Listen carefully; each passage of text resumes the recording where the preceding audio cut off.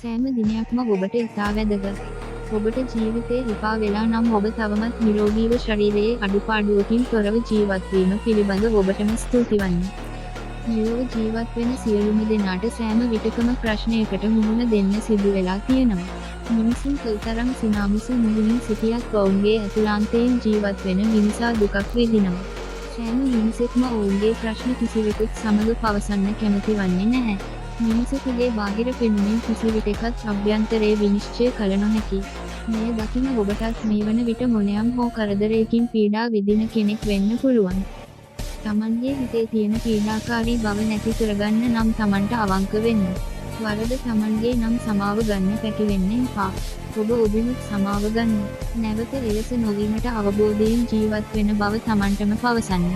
තමාගේ ප්‍රශ්නය වෙන කෙනෙකුට කියලා පිළිතුරු හොයනවාට වඩා ඒ වෙනුවෙන් තමන්ට මනසට එන සිතුවිලි කොලයක ලියන්න. ඒවා ක්‍රියාත්මක කරන එක සාර්ථක නෑ වගේ හිතෙනවා නම් උපදේශකයෙකුගෙන් උපදෙස් ගන්න. නැත්නම් වෛද්‍ය උපදෙස් ගන්න. ඒ පිළිබඳව තොරතුරු කාටවත් කියන්න එපා. එක දවසක් යනකොට ඔබ සාමාන්‍ය තත්ත්වයට පත් වෙනවා. ගැටලුවටත් හොඳම විසඳුමක් ලැබෙනවා. සෑම විටම ඔබ සබඳතා පවත්වන පුද්ගලයන් පිළිබඳව නිවැරදි අවබෝධයකින් පසු වෙන්න.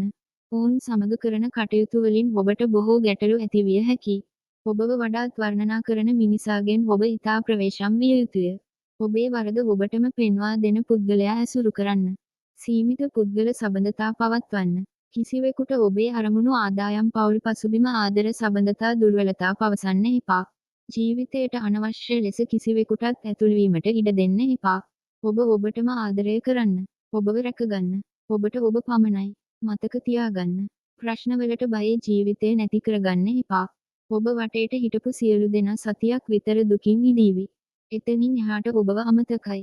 ඉතින් එයාලා නිසා වටිනා ජීවිතයක් නැති කරගන්න එපා.